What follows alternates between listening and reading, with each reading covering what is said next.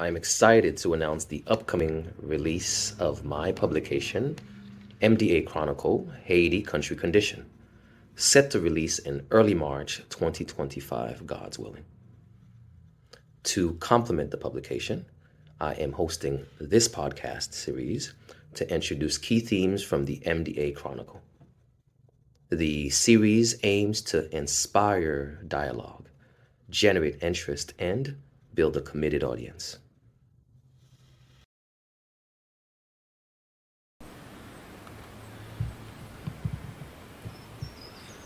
Podcast Episode 1, Part 1, Introduction to the MDA Chronicle.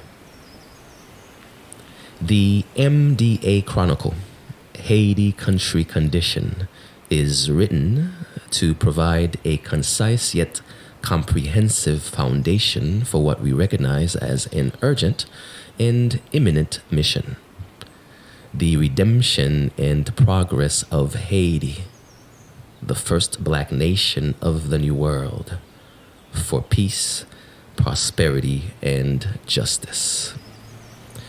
In this publication, we present relevant historical context, data-driven reports, and a clear analysis of Haiti's current situation. The book offers a thorough exploration of Haiti's historical trajectory, political and economic landscape, challenges of criminality and corruption, human rights concerns, the judiciary, legal and penal systems, and the role of religion. While the findings may appear grim, the Chronicle is a beacon of hope. It not only diagnoses the nation's critical issues, but also offers concrete solutions and a compelling call to action for the Haitian diaspora and the international allies. In the concluding chapters, we focus on the core goals of Mouvement Diaspora Haïtien, using this platform to clarify our mission and emphasize our three guiding pillars: peace, prosperity, and justice. We call upon the Haitian diaspora and the socially conscious global citizens to unite in this transformative effort. Throughout the Chronicle, we maintain a balanced, analytical, and narrative tone, allowing readers to deeply engage with the material and arrive at thoughtful, informed conclusions. With the valuable support of my editor, we have worked to ensure clarity, flow, and accessibility, making this critical information both impactful and compelling. My hope is that the MDA Chronicle resonates widely, fulfills its purpose to engage and educate, and ultimately helps mobilize the Haitian diaspora and aligned social-political groups. Together, we can lay the foundation for Haiti's true redemption and lasting progress.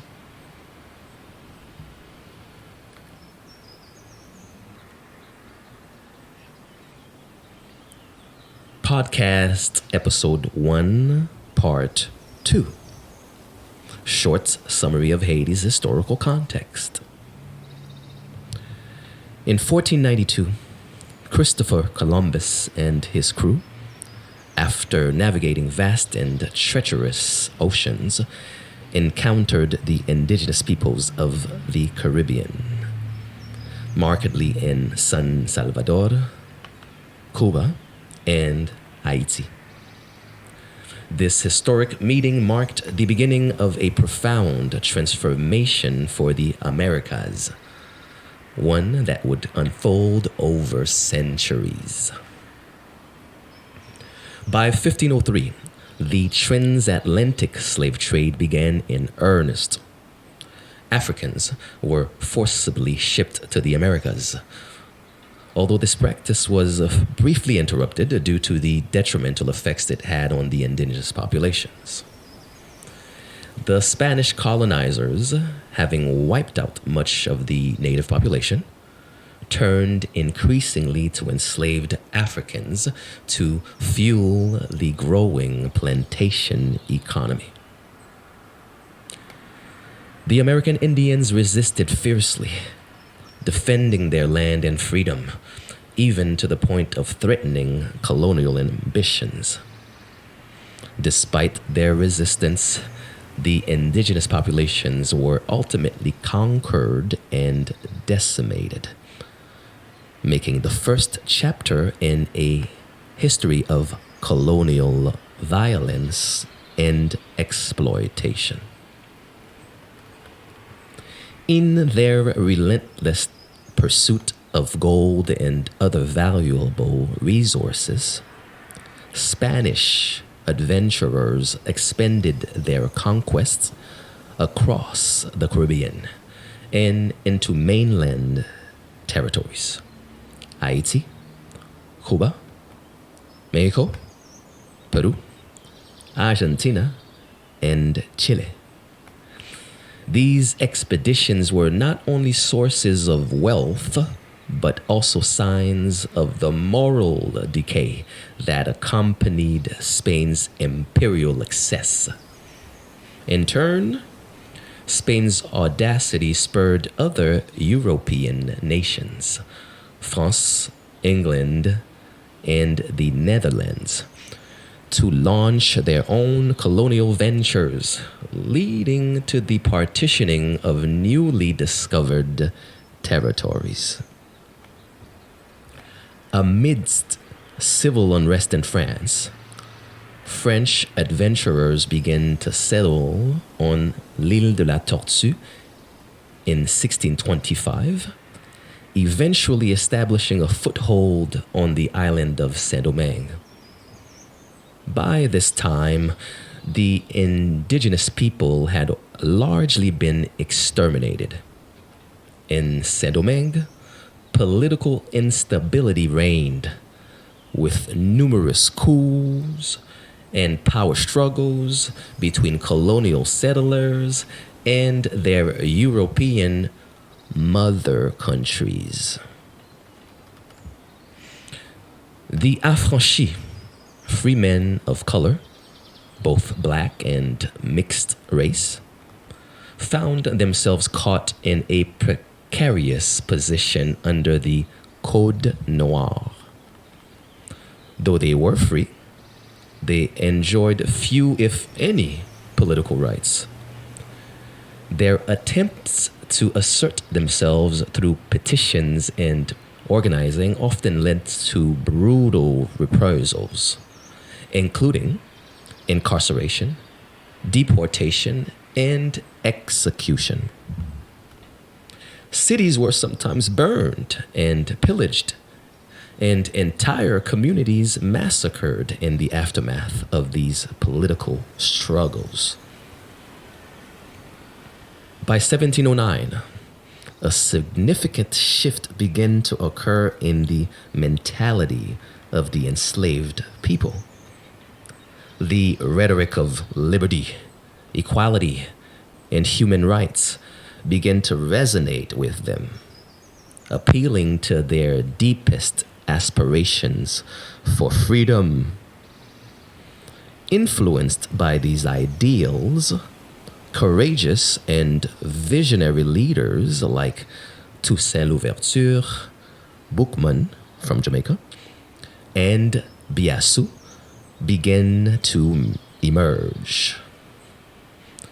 These men, armed with intelligence and determination, sought to lead their fellow slaves toward liberation. The moment of reckoning came in the fall of 1791. when a massive uprising began in the northern regions of Saint-Domingue. Enslaved people, armed with nothing but stones, sticks, and whatever weapons they could improvise, rose up against their oppressors.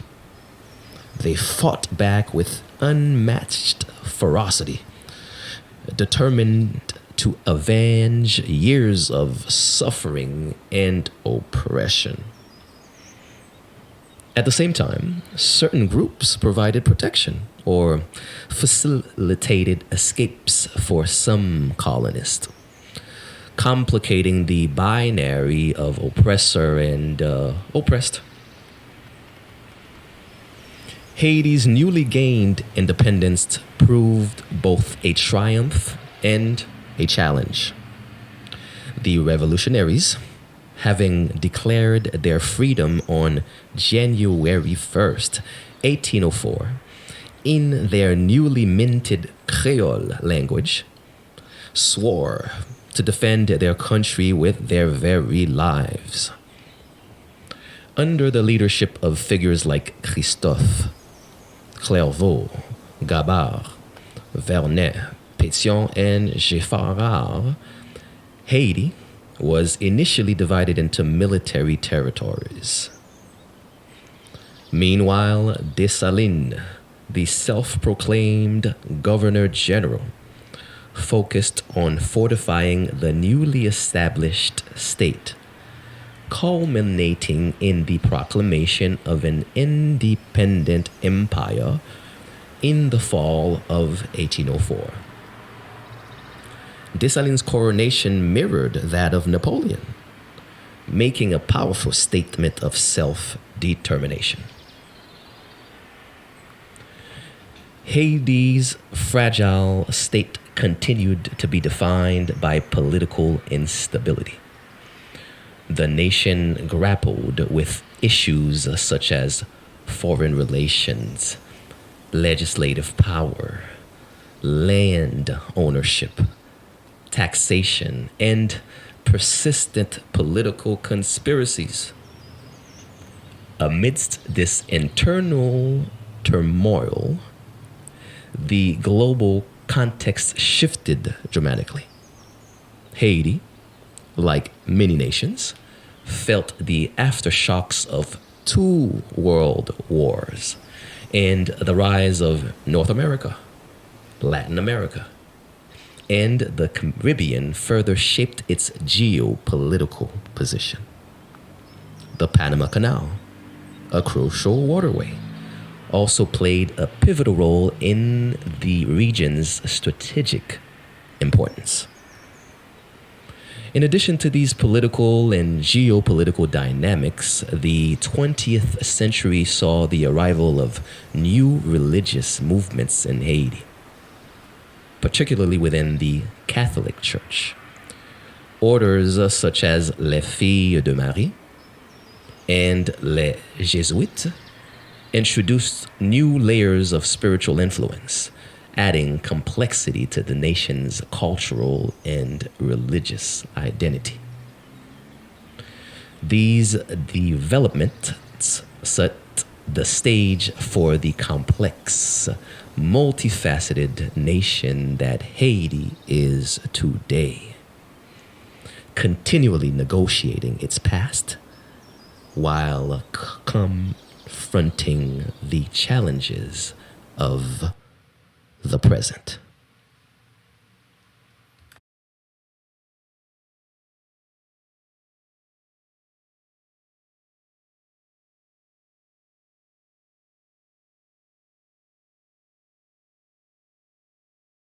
Hope you enjoyed this podcast.